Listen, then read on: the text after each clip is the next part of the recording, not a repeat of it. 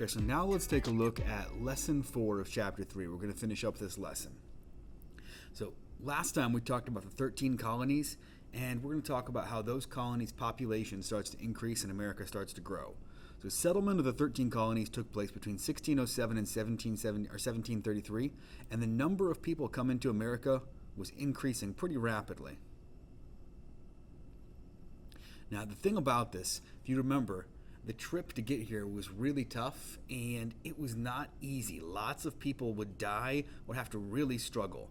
And the fact that we were taking land from the Native Americans or the American Indians made it even harder because they didn't want their stuff to be taken. They fought us.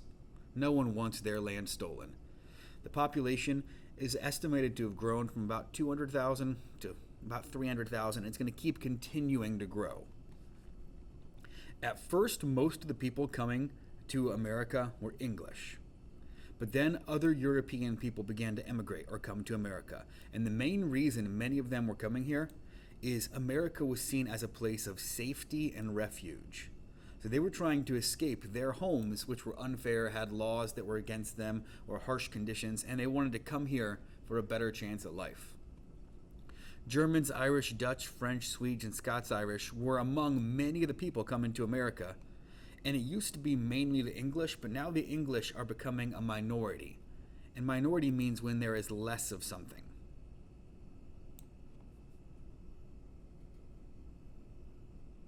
So what was life like in the American colonies? Pretty much everybody is a farmer. You have to be a farmer because there's no Walmart, there's no Giant Eagle. So if you want to eat, you have to grow your own food. There's merchants who will sell some goods, but it's not going to be like going to a store today where they have everything. They're going to have very limited supply. Now, it was split up into 3 main groups. There's the wealthy, the middle, and the lower class. The wealthy people are going to be the ones who have the huge farms, or they're the ones who are going to have the small stores.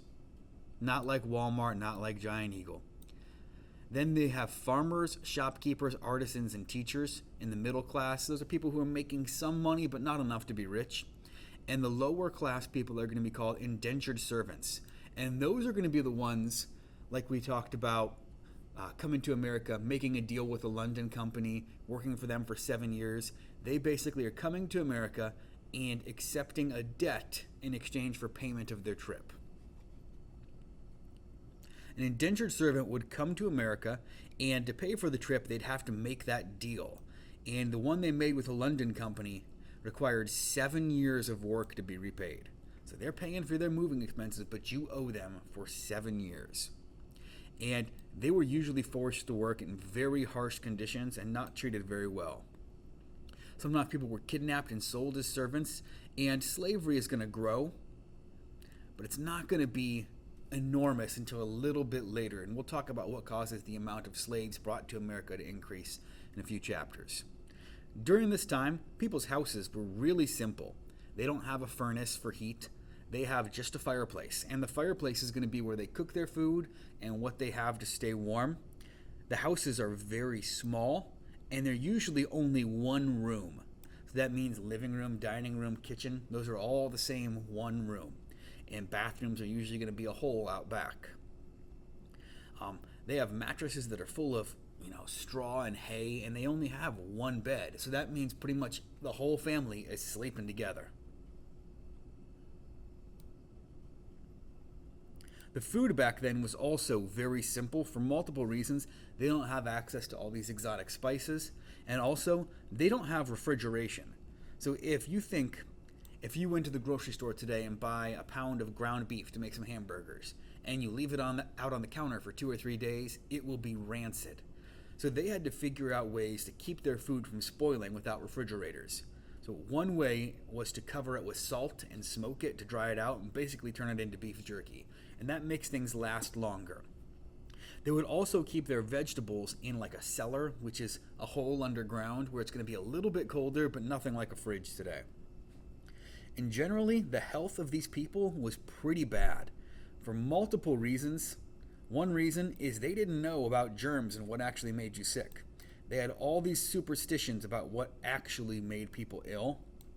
And if you go back to just a paragraph ago, we talked about how everybody was sleeping in like the same bed. So imagine if it's you, mom, and dad, and you have 5 brothers and sisters, and your youngest brother gets sick and you're all sleeping in the same bed. What is likely to happen? Everyone's going to be sick. So diseases would spread quickly throughout families, and those were known as epidemics, when it would spread from one family to another family and cause huge amounts of damage. Okay, so the last page. So America's becoming more and more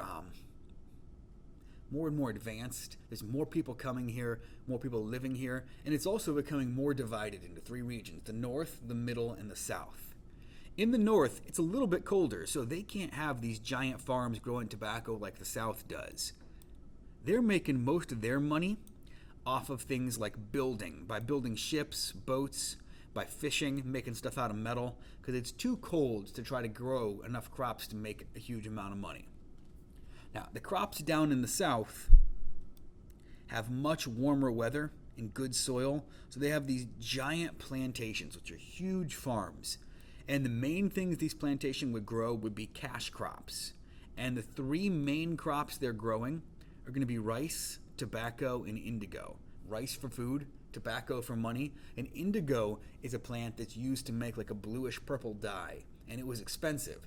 So people, if they wanted to show off their wealth, a lot of times would have these bluish purple clothes, and it was a way for them to flex on how much money they were making. And many of these plantations would use slaves to do much of the work. And the reason why is the slaves had no choice. They had to do these difficult jobs, and their masters didn't have to pay them. So the middle colonies, not as cold as the North and not as warm as the South. So their economy is going to be a mixture. They're going to make some products, but they're also going to grow some products. And the main thing they're going to grow is wheat and grain. So they become known as the bread colonies. Okay, guys, that wraps up chapter 3.